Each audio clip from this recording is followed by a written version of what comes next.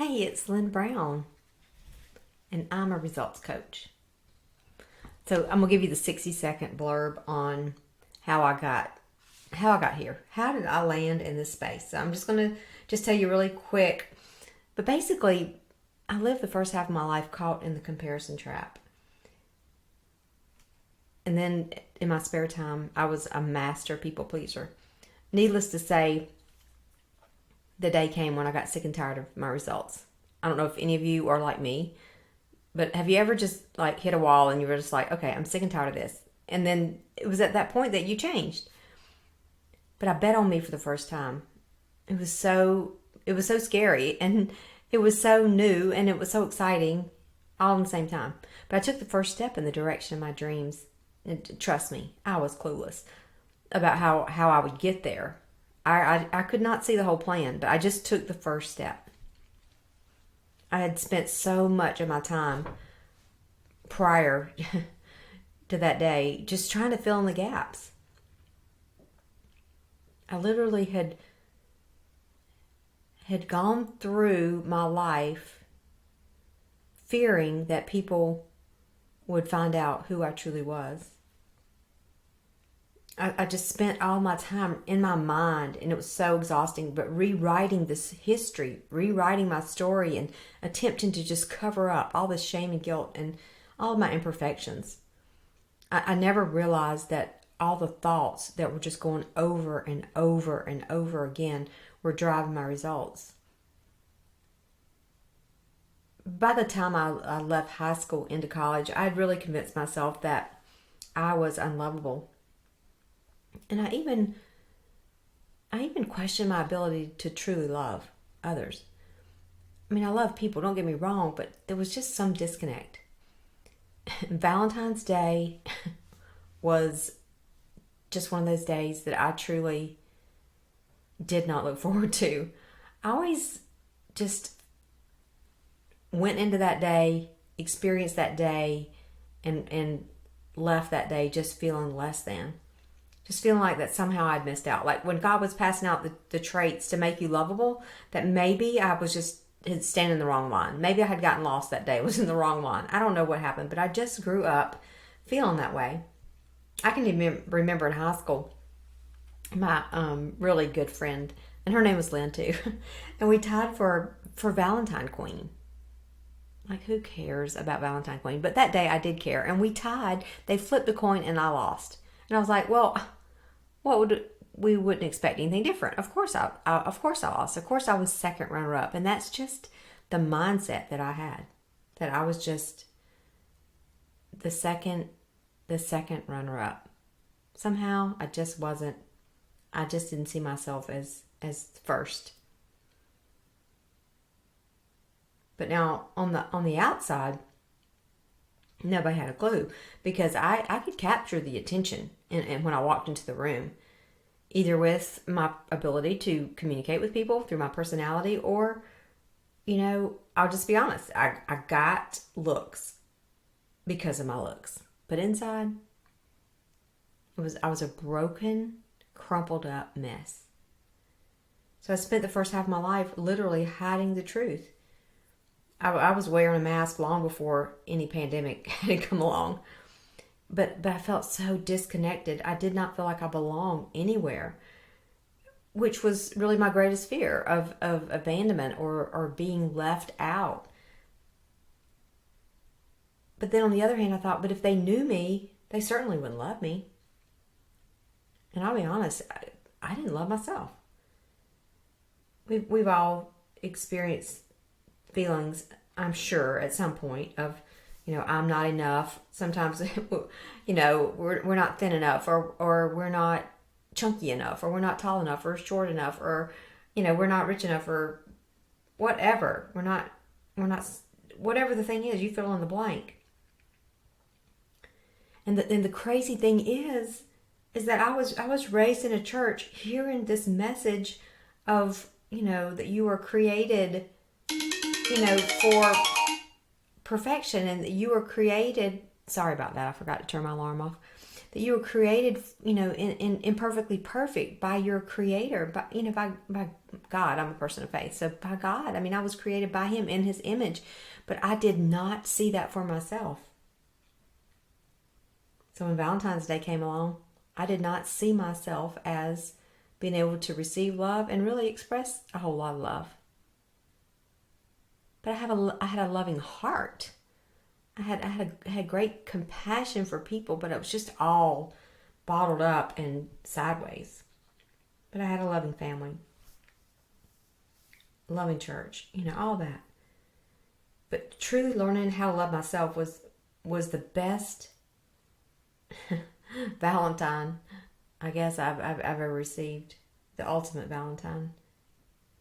But somehow I had created this bogus story growing up, and I thought, and I was, under through society and through the church for a certain degree, we were taught that was selfish. If you took care of yourself first, that was selfish love, and we were taught not to be that. We were taught not to be thinking inwardly, and it's not in a narcissistic type of focus on ourselves, but I do believe that we truly have to love who we are.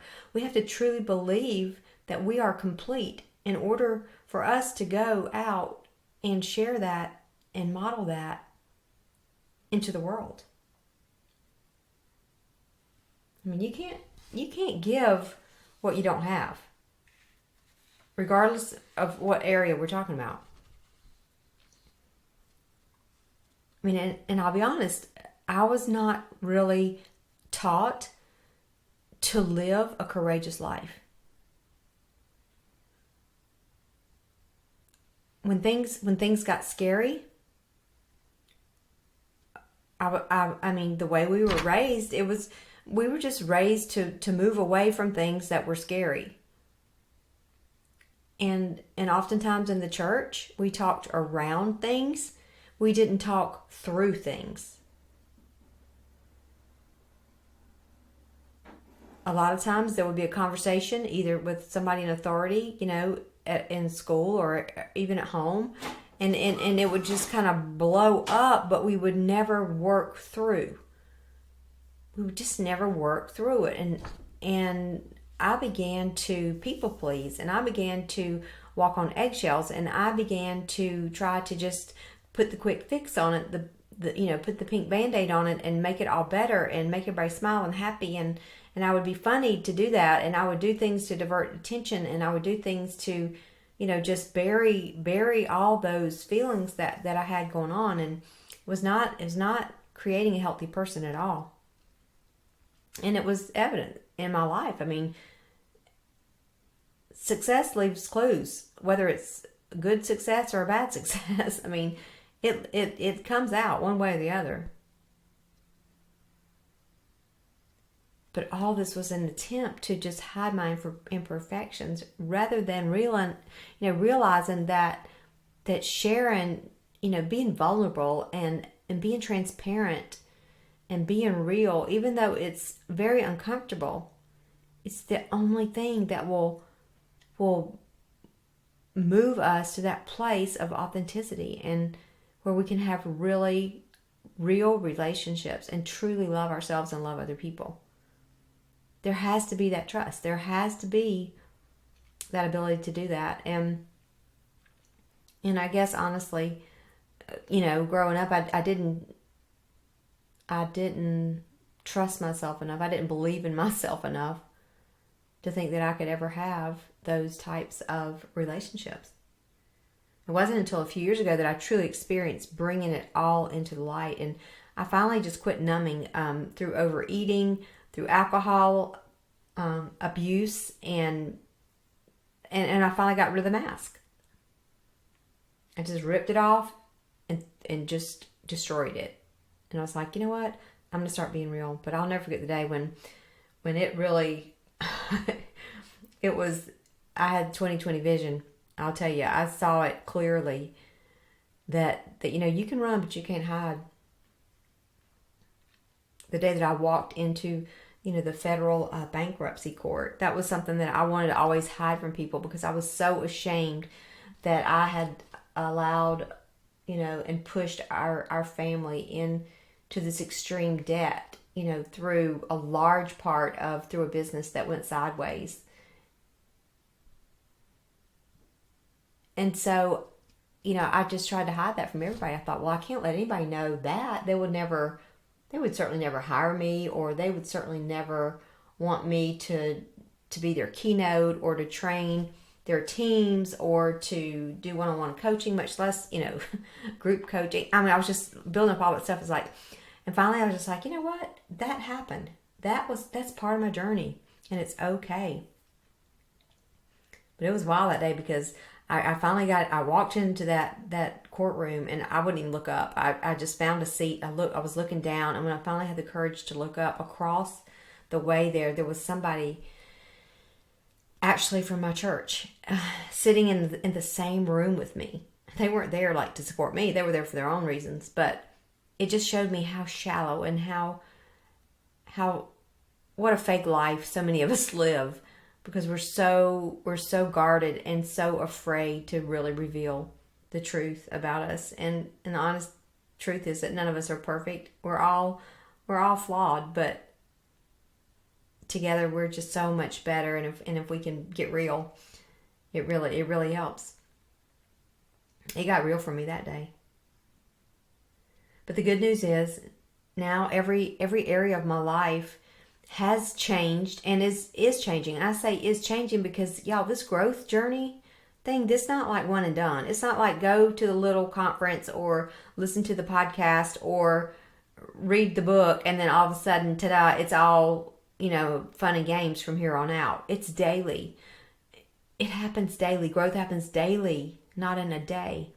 And it's painful. Just yesterday, I was thinking I had to jump on a mentorship call, and I was with one of my coaches, and I was thinking, he was just helping me think through, this place where I am, and it's a struggle. It's a place of growth. It's a good place, but at the same time, it's not easy and it's not fun. Every aspect of it is not fun, but it's necessary. And so what does that have to do with me not being a big fan of Valentine's Day? Well, that's just an old paradigm, and really I need to even change that. But I do wish, that we would all, when we'd celebrate Valentine's Day every day. I guess that's my big thing, is that it's not just a once a year when we should express it, but we should express love for ourselves and for our families and fellow man and fellow women, every day, that we should be loved everywhere we go, regardless. But I've committed my life to this work, and first it has to start with me, and I have to model it in my own life and in my own home, and then the purpose of my life is to mentor those who want to experience life fully alive, to experience a more real and authentic life, a courageous life, and a gritty life. Just to remind you, the G in gritty is for a grateful heart, to have a grateful life. And the R is to lead a life of resilience, because we're going to get knocked down, but we're going to grit back up. So a resilient life. And I is to live an inspired life, not only for ourselves, but for others. And the 2 T's are to really think tough in this life. It is not for wimps. And I'm going to be doing a whole training on the power of thinking again and rethinking things, and even having to unlearn some things. How many of you know that there are things right now in your life you need to unlearn? Trust me, I've got a whole list of them. But I just want you to know that I'm so happy that you are on this journey with us, that you're a part of this gritty sisterhood, that, this gritty squad. We're here to empower gritty girls all over this world. And I want you to know that love has called your name, gritty girl. Love has called your name. And there's nothing that can keep you from receiving that love. Nothing that you could ever do or think. So just enjoy it, celebrate it, and have a happy Valentine's Day. I'm so glad you're here with us. Stay strong, stay gritty, and I look forward to seeing you soon. Take care. Bye-bye.